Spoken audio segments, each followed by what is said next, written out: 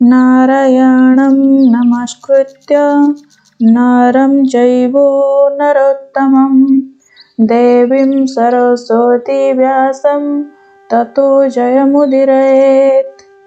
ॐ नमो भगवते वासुदेवाय। चतुर्थ स्कंध त्रयोविंशोऽध्याय। शोणिविदुर कृत न मे मैत्रेय पादगत भौमोनि करिबा निस्तार कह संशय जाऊ दूर पृथु कि कले अंतरे वैकुंठ गले कि प्रकारे विदुर तहु एहा शुणि कहे मैत्रेय मुनि गुणि। मैत्रेय उवाच शुण विदुर शुद्ध चिते राजार किछि काल अन्ते वृद्ध शरीर ग्रासे काल देखि विषाद महिपाल मुझे द्वितीय प्रजापति जेणु मुकली सर्वस्थिति अन्नादि उत्पत्ति मुकली नगर पुरा बसाइली स्थावर जंगमादि जेते अन्न मुदेली जे झामते साधुंक धर्म रक्षा कली ईश्वर वचन पाळिली ए धर्म रक्षा अर्थे मुहि जन्म लभिली कर्म भूहि एबे शरीर वृद्ध हेला कामादि कर्म ही सरिला एबे कि अर्थे थिबि मुहि बने प्रसिबि कृष्ण ध्यायी एबे समन निज स्थिति करिब विचारे नृपति दोहिता प्रतुल्ये धरणी पुत्रे निवेशि नृपमणि पुत्रकु देई सिंहासन दंड छत्रादि नृप चिन्ह सकल समर्पी कुमारे गमन कले वन घोरे पृथिवी पृथु त्याग भरे शोके रहिला पुत्र ठारे संगते घेनी अर्ची नारी रोदंती प्रजा नगर पुरी सो इच्छा मने दुख श्रमे तप आराधि जोग धर्मे कठोर उग्र तपेराय जे मन्ते पूर्व राज्य जय जे बाण प्रस्तर विधान नियम कले से राजन फलादि शाक कदमूल भोजन कले महिपाल एमन्ते केते कालान्तरे ताहा तेजिले नृपवरे निरस पत्र भोग करी तुष्टे आनंदे प्राण धरी ताहा भक्षिण किछि दिन तप साधिले तो समान से पत्रासन तेजिराय जल आहारे सुखमय एमन्ते किछि कालान्तरे जल तेजिले नृपवरे निर्जल तपस्या कठोर केवल पवन आहार पुणी निदाघ काले नृप तपस्या कले पंचताप अग्नि जाळी दिग सकळे निर्विघ्ने राजन बसिले सूर्यमंडले दृष्टि धरी परम ब्रह्मे ध्यान करी कृष्ण चरण पद्म आसे तप साधिले बहु क्लेशे बरसा काले महिपति दुस्सह जल धारे तिन्ते शिशिर काले तप करे बुड़िया कुंठ शीत नीरे शयने भूमि सज्जा करी घोर तपस्या आचरी जित वचन ऊर्ध्वरे चित्त समीर संतोदांत कृष्ण चरण सेवा पाई कठिन तपे नृप साई लोक शिक्षारे तप कले विषय कर्म विनाशिले निरते प्राणायाम करी इंद्रिय विषय संहरी छाड़िले अशेष बंधन जे किछि वासनादि मान निश्चल चित्ते नृपवर जोग साधने निष्ठापर। जे ज्ञान ब्रह्मांक कुमार कही जे थिले जोग सार। से जोगे गोविंद चरण नित्य आराधि नृपराण। श्रद्धा भक्ति दृढ़ चित्ते भक्ति जन्मिला हृदगते। आनंदे प्रेमांग भक्ति श्रीकृष्ण कले महीपति। से हरि भजन प्रबल होइला मन सुनिश्चल। निर्मल मन प्रकाशिला वैराग्य ज्ञान उपजिला। से ज्ञान तीक्ष्ण शस्त्रे राय छेदिले हृदय संशय। जे कर्म ग्रंथि जीव कोश ज्ञान खड़गे कले नाश। देहरे आत्मबुद्धि जेहि तत्क्षणे दूरे गला सेहि। एणु पाइले आत्मगति निरहंकार हेला मति। ए सर्व जे ज्ञानी विनाश तापरि हरि नृपईश। जावत हरिंक भजन नोहिछि तावत साधन। जेबे श्रीकृष्ण भावे रति शुद्ध होइब तेबे मति। भजन रसे मत्त होए न पड़े शोक माया मोहे। ए रूपे कले से राजन आत्मा रे आत्मा को जोजन। से जोगी जोगासन बळे ब्रह्म स्वरूपी से होइले। काले छाड़िले कळे बर ए अनुक्रमे हे विदुर। सुस्थिरे बसी जोगासने देहे समीर समाधाने। बाम चरण मूलाधारे निरोधी चापिले निर्भरे।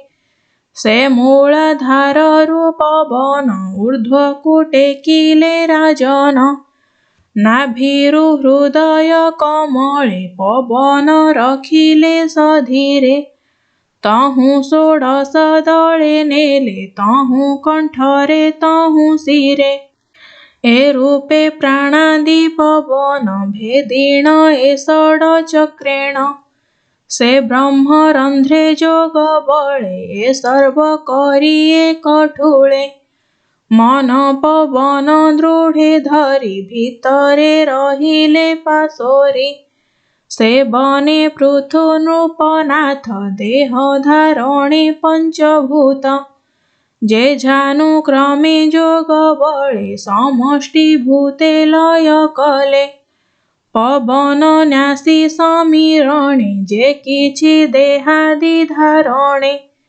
क्षितिकी आप मध्ये न्यासी से जल अनळे निवेशी। तेजको पवने संहरी शबद तम गुणे धरी।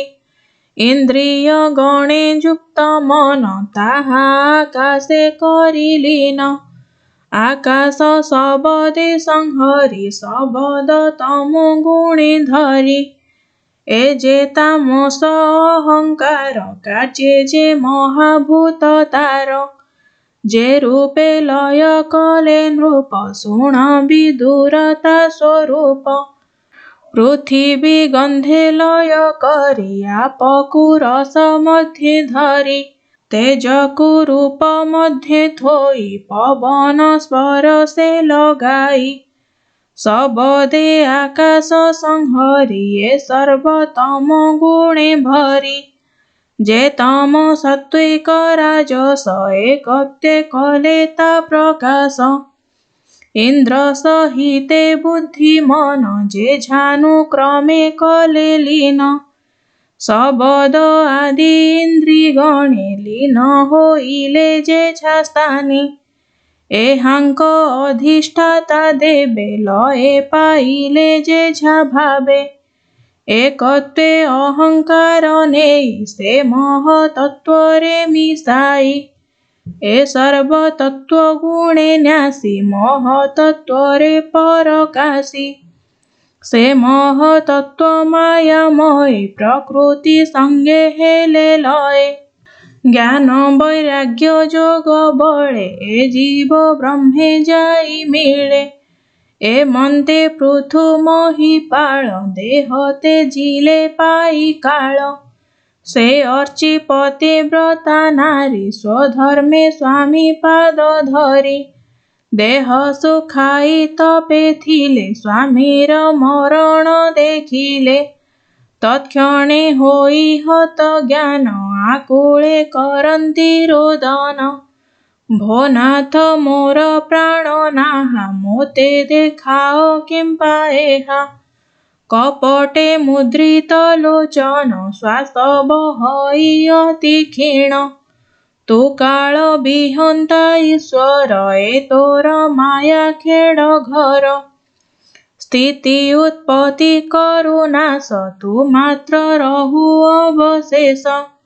ତୁ ସର୍ବ କାରଣ ମୁରାରି କାର୍ଯ୍ୟ କାରଣୀ ଦେହ ଧରି। ତୁ କାଳ ରୂପୀ ଭଗବାନ ଅନ୍ତେ ସକଳ କରୁ ଲୀନ। ଭୋ ଯୋଗେଶ୍ୱର ତୋ ମହିମା ନ ଜାଣି ପାରେ ହର ବ୍ରହ୍ମ। ଯା ନାମେ ମୃତ୍ୟୁ ଭୟ ନାଶେ ମୃତ୍ୟୁ ଅମୃତ୍ୟୁ ପରକାଶେ। ଏବେ କପଟେ ମୃତ୍ୟୁ ଭୟେ ମୋତେ ଦେଖାଅ ମାୟା ମୋହେ।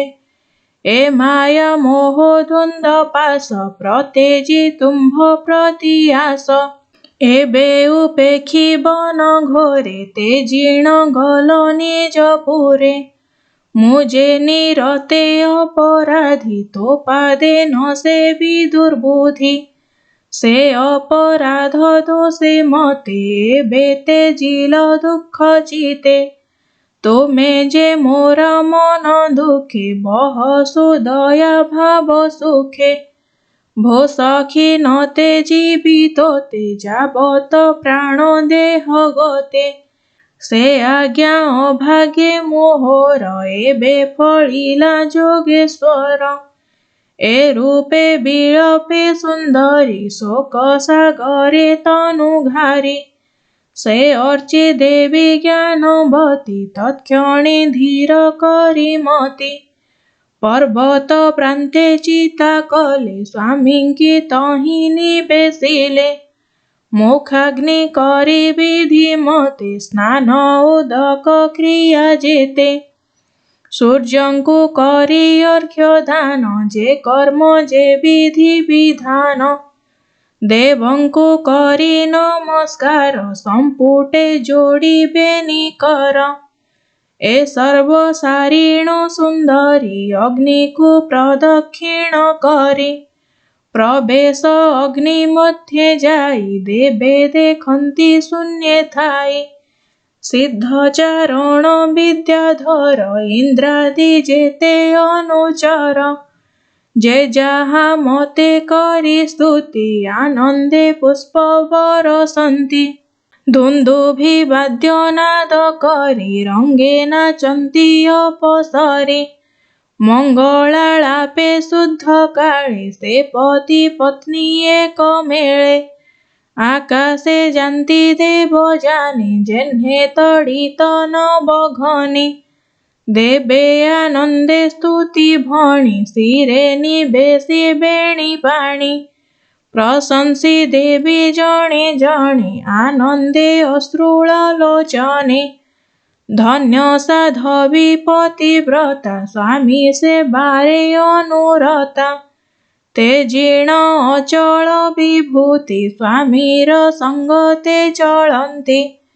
ଯେଣୁ ଏ ପୂର୍ବେ ତପ କଲେ ତେଣୁ ଦେବଙ୍କ ଊର୍ଦ୍ଧ୍ୱେ ଗଲେ। ଯେ ସନେ ଲକ୍ଷ୍ମୀ ନାରାୟଣ ଏବେ ନିଦିଶନ୍ତି te ସନ। ଲକ୍ଷ୍ମୀ ସଦୃଶ ଏ ଯୁବତୀ ଲଭିଲେ ଏକାଙ୍ଗ ଭକତି। ଯେଣୁ ସୁକର୍ମ କରିଛନ୍ତି ତେଣୁ ଲଭିଲେ ନିଜ ପତି। ଧନ୍ୟ ସେ ମର୍ତ୍ତ୍ୟ କର୍ମ ଭୂମି ଅଳ୍ପ ଆୟୁଷ ପ୍ରାଣୀ ଜନ୍ମି। ସ୍ୱଧର୍ମ କର୍ମ ଆଦରନ୍ତି ସକଳ ଆପଦୁ ତରନ୍ତି। ନିଷ୍ପାପ ଅଟେ ଯେଉଁ ନର ସ୍ୱର୍ଗାପ ବର୍ଗ ନୋହେ ଦୂର। ଏଣୁ ନିଷ୍କାମ ଯାର ମତି ସେ ଲଭେ ଏକାନ୍ତ ଭକତି। ସ୍ୱର୍ଗାଦି ଭୋଗ କିବା ତାର ଯହିଁ ବସନ୍ତି ଭକ୍ତ ନର। କୃଷ୍ଣ ଚରିତ ନିତ୍ୟ ଭାବି ରୋମ ପୁଲକେ ଅଶ୍ରୁଦ୍ରବି। ନିର୍ମଳ ହୋଏ ବୁଦ୍ଧିମତି ଅଜ୍ଞାନ ମୋହ ବିନାଶନ୍ତି। ଏ ଭାବ ନଘେ ନିଜ ଚିତ୍ତ ସେ ଦୁଃଖ ସାଗରେ ପୀଡ଼ିତ। ସେ ଆତ୍ମା ବୋଧେ ଭାଗୀ ହୋଇ ଯେ ନିତ୍ୟ ବିଷୟେ ମଜଇ। ଏମନ୍ତେ ଶୁଣ ହେ ବିଦୁର ସେ ଦେବ କାମିନୀ ବିଚାର। ସେ ଅର୍ଚି ଦେବୀଙ୍କି ସ୍ତୁବନ୍ତି ପ୍ରବେଶ ପତି ଲୋକେ ସତି। ସେ ପୃଥୁ ଭକତ ଉତ୍ତମ ଯାହାଙ୍କ ଚରିତ ଉଦ୍ଦାମ। ବର୍ଣ୍ଣିଲୁ ତାହାଙ୍କ ଚରିତ ଶ୍ରବଣେ ହୁଅ ଶୁଦ୍ଧ ଚିତ। ସେ ପୃଥୁ ପୁଣ୍ୟ ଉପାଖ୍ୟାନ ଶ୍ରଦ୍ଧାରେ ପଢ଼ନ୍ତି ଯେ ଜନ। ସେ ପୃଥୁ ପଦକୁ ଲଭନ୍ତି ଜନ୍ମ ମରଣୁ ନିସ୍ତରନ୍ତି। ଏ ଚାରି ବର୍ଣ୍ଣ ମଧ୍ୟ ଗତେ ପଢ଼ନ୍ତି ଶୁଣନ୍ତି ଯେ ନିତ୍ୟ। ତା ସର୍ବ କାମ ହୁଏ ସିଦ୍ଧି ସକଳ ବର୍ଣ୍ଣେ ସେ ପ୍ରସିଦ୍ଧି। ଯେ ବିପ୍ର ଜନ ଏହା ପଢ଼େ ବ୍ରହ୍ମ ପଦକୁ ଲଭେ ଦୃଢ଼େ।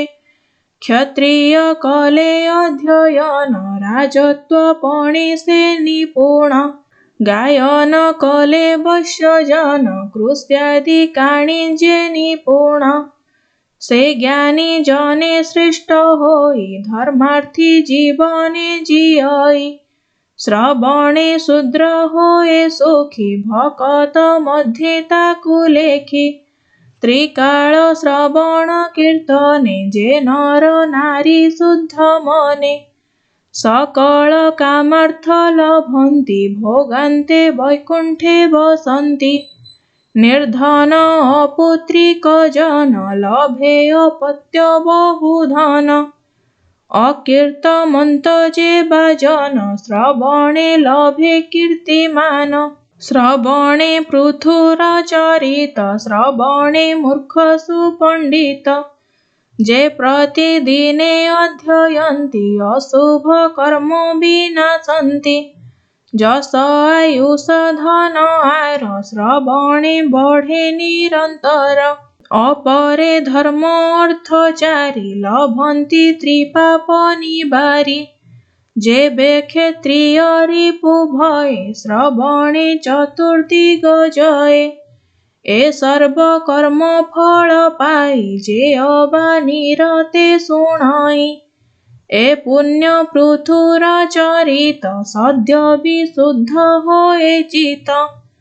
ପଠନ କରେ ଯେ ବା ପ୍ରାଣୀ ସୁସାଧୁ ମଧ୍ୟେ ତାକୁ ଗଣି।